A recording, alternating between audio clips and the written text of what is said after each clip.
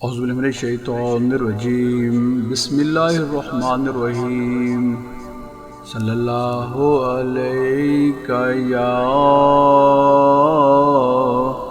یا رسول اللہ وسلم علیہ یا حبیب اللہ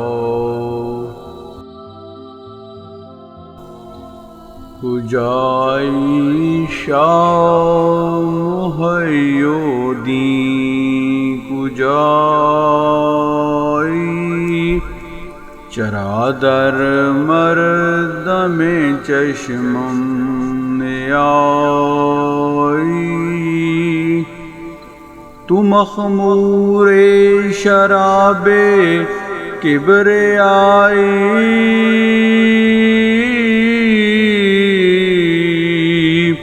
تو منظور جناب مصطفی۔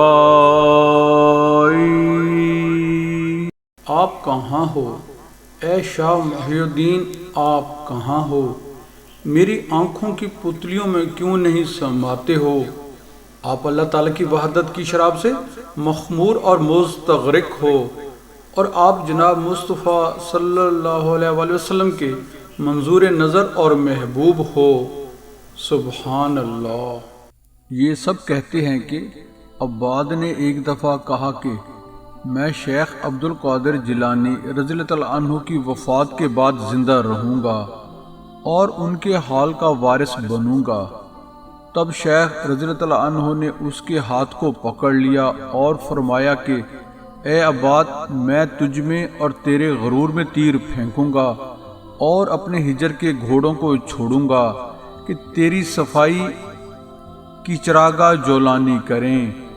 آپ رضی اللہ تعالیٰ عنہ نے اپنے ہاتھ کو اس کے ہاتھ سے نہ چھوڑا یہاں تک کہ اس کے تمام حال کو سلب کر دیا اور اس کے تمام معاملات جاتے رہے، اور وہ اس حال پر ایک مدت تک رہا۔ اللہ اکبر۔ شیخ جمال بدوی ایک رات اپنی خلوت میں تھے کہ اتفاقاً ایک شخص ان کے پاس آیا، ان کو ہلایا، ان کا جبہ ان سے اتارا گیا۔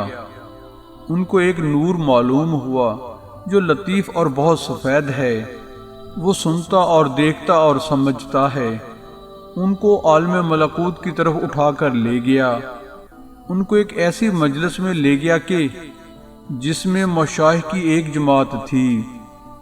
بعض ان میں سے وہ تھے کہ جن کو وہ پہچانتے تھے اور بعض کو نہ پہچانتے تھے۔ تب ان پر ہوا چلی جس نے ان کو بے ہوش کر دیا۔ پھر سب کہنے لگے کہ یہ خوشبو شیخ عبد القادر جیلانی رضی اللہ تعالیٰ عنہ کے مقام کی ہے۔ سبحان اللہ۔ ان کے کان میں یہ بات ڈالی گئی کہ یہ ایک ایسا علم ہے کہ جو محجوب وصف کے ساتھ نہیں پایا جاتا، اور یہ ایک ایسا وصف ہے کہ علم غیب سے اس کی تعریف نہیں کی جاتی۔ اس میں بولنے والے نے یہ کہا کہ اے رب، میں تجھ سے سوال کرتا ہوں کہ بھائی عباد درست ہو جائے۔ تب اس کے کان میں یہ بات ڈالی گئی کہ اس پر اس کا حال وہی لوٹائے گا کہ جس نے اس سے نکالا ہے۔ پھر جمیل اپنے انسانی حال میں آ گئے اور شیخ رضی اللہ تعالیٰ عنہ کی خدمت میں آئے۔ آپ رضی اللہ تعالیٰ عنہ نے اس سے کہا کہ اے جمیل، تم نے عباد کے بارے میں سوال کیا تھا؟ اس نے کہا ہاں۔ فرمایا کہ اس کو میرے پاس لاؤ۔ جب وہ حاضر ہوا تو آپ رضی اللہ تعالیٰ عنہ نے اس سے کہا کہ تم کسی حاجی کے ساتھ اس کے نگہبان بن کر جاؤ۔ اس نے کہا بہت اچھا، اور یہ وقت تھا کہ جیسے عراقی قافلہ بغداد سے روانہ ہونے والا تھا۔ تب وہ ان کے ساتھ چلا۔ اس نے ایک درخت دیکھا تو اس سے اس کو وجد ہو گیا اور چلایا اور سما میں چکر لگایا یہاں تک کہ وجد میں اپنے وجود سے غائب ہو گیا۔ اس کے نتنے پھول گئے، ان سے خون نکلنے لگا یہاں تک کہ اس کے قدموں تک بہہ نکلا۔ پھر اس کو ہوش آ گیا اور اس کا سارا حال اس کی طرف لوٹ آیا، اور اس کے ساتھ اور بھی۔ شیخ محی الدین سید عبد القادر جیلانی رضی اللہ عنہ نے اس وقت شیخ جمیل سے کہا کہ اللہ تعالیٰ نے عباد پر اس کے حال کو لوٹا دیا اور اس کے ساتھ اور بھی اتنا دیا۔ میں نے اللہ کی قسم کھا لی تھی کہ وہ اس کا حال نہ لوٹائے یہاں تک کہ وہ ہجر کے خون میں غوطہ لگائے، اور آج اس نے اس میں غوطہ لگایا۔ کہتے ہیں کہ عباد حاجیوں کے ساتھ قید تک گیا۔ عرب کے لوگوں نے ان پر حملہ کیا اور عباد جب کسی کا ارادہ کرتا تھا تو چلاتا تھا۔ اس کے چلانے سے جس کام کا ارادہ کرتا تھا وہ ہو جایا کرتا تھا۔ وہ اس لیے چلایا کہ عرب کو شکست ہو جائے، لیکن اس کی چیخ اس پر لوٹ پڑی اور اسی جگہ فوت ہو گئے۔ اس کی موت قید کے حجاج میں مشہور ہو گئی اور وہیں دفن کیے گئے، اور شیخ رضی اللہ عنہ نے اس کی موت کی خبر جمیل کو اسی دن دے دی۔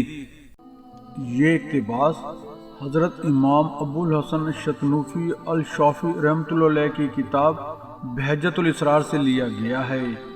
بارگاہ الہی میں دعا گو ہیں کہ اللہ تعالی ہمیں حضرت سید عبد القادر جیلانی رضی اللہ تعالیٰ عنہ کے مقام اور مرتبے کو سمجھنے کی توفیق نصیب فرمائے۔